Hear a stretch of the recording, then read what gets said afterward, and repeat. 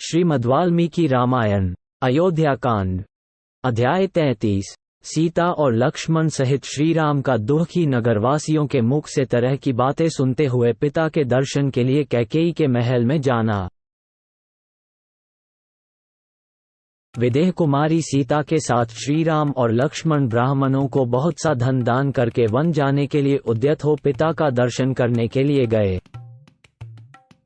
उनके साथ दो सेवक श्रीराम और लक्ष्मण के वे धनुष आदि आयुध लेकर चले, जिन्हें फूल की मालाओं से सजाया गया था और सीता जी ने पूजा के लिए चढ़ाए हुए चंदन आदि से अलंकृत किया था। उन दोनों के आयुधों की उस समय बड़ी शोभा हो रही थी।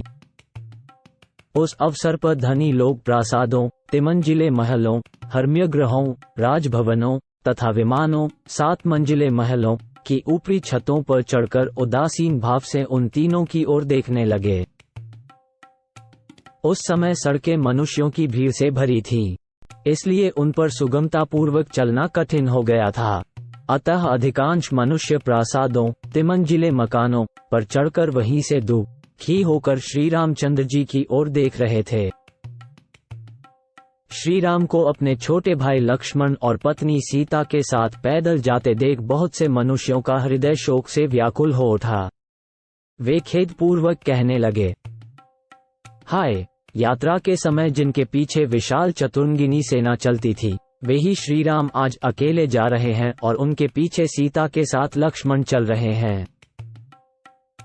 जो ऐश्वर्य के सुख का अनुभव करने वाले तथा भोग्य वस्तुओं के महान भंडार थे, जहां सबकी कामनाएं पूर्ण होती थीं, वे ही श्रीराम आज धर्म का गौरव रखने के लिए पिता की बात झूठी करना नहीं चाहते हैं।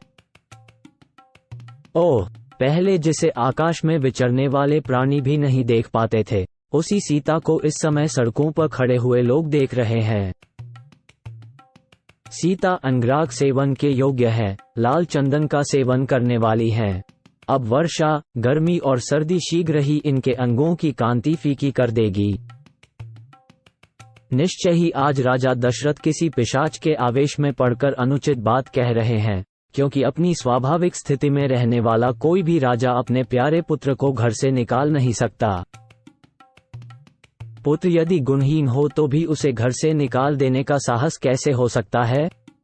फिर जिसके केवल चरित्र से ही यह सारा संसार वशीभूत हो जाता है, उसको वनवास देने की तो बात ही कैसे की जा सकती है? क्रूरता का अभाव, दया, विद्या, शील, दम, इंद्रिय संयम और शम, मनोनिग्रह, ये 6 गुण नरश्रेष्ठ श्रीराम को सदा ही सुशोभित करते हैं। अतः इनके ऊपर आघात करने, इनके राज्याभिषेक में विघ्न डालने से प्रजा को उसी तरह महान क्लेश पहुंचा है, जैसे गर्मी में जलाशय का पानी सूख जाने से उसके भीतर रहने वाले जीव तड़पने लगते हैं।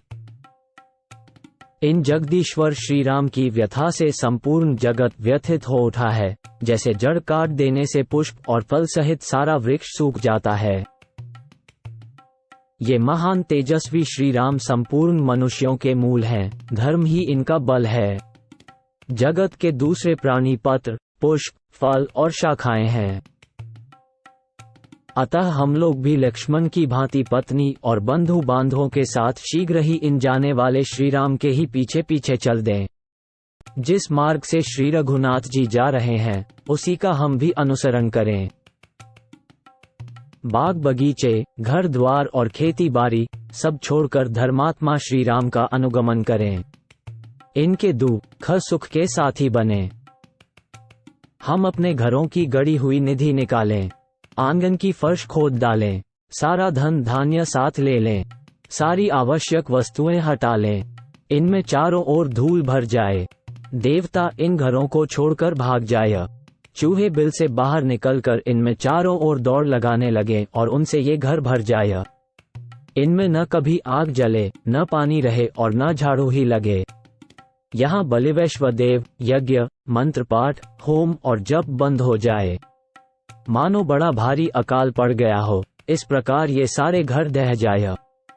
इनमें टूटे बर्तन बिखरे पड़े हों और हम सदा के लिए इन्हें छोड़ दें। ऐसी दशा में इन घरों पर कैकेयी आकर अधिकार कर ले। 18-21। जहां पहुंचने के लिए ये श्री रामचंद्र जी जा रहे हैं, वह वन ही नगर हो जाए और हमारे छोड़ देने पर यह नगर भी वन के रूप में परिणत हो जाए। वन में हम लोगों के भय से सांप अपने बिल छोड़कर भाग जाए, पर्वत पर रहने वाले मृग और पक्षी उसके शिखरों को छोड़ दें तथा हाथी और सिंह भी उन वनों को त्याग कर दूर चले जाए। वे सर्प आदि उन स्थानों में चले जाए जिन्हें हम लोगों ने छोड़ रखा है और उन स्थानों को त्याग दें जिनका हम सेवन करते हैं। ये देश घास चरने वाले पशुओं, मांसभक्षी हिंसक जंतुओं और फल खाने वाले पक्षियों का निवास स्थान बन जाए। यहाँ सर्प, पशु और पक्षी रहने लगें। उस दशा में पुत्र और बंधु बांधवों सहित कैकेयी इसे अपने अधिकार में कर ले। हम सब लोग वन में श्री रघुनाथ जी के साथ बड़े आनंद से रहेंगे। इस प्रकार श्री रामचंद्र जी ने बहुत से मनुष्यों के मुंह से निकली हुई तरह तरह की बातें सुनी, किंतु सुनकर भी उनके मन में कोई विकार नहीं हुआ। मतवाले गजराज के समान पराक्रमी धर्मात्मा श्री राम पुनः माता कैकेयी के कैलाश शिखर के सदृश शुभ्र भवन में गए। विनयशील वीर पुरुषों से युक्त उस राजभवन में प्रवेश करके उन्होंने देखा, सुमंत्र पास ही दुखी होकर खड़े हैं। पूर्वजों की निवास भूमि अवध के मनुष्य वहां शोक से आतुर होकर खड़े थे।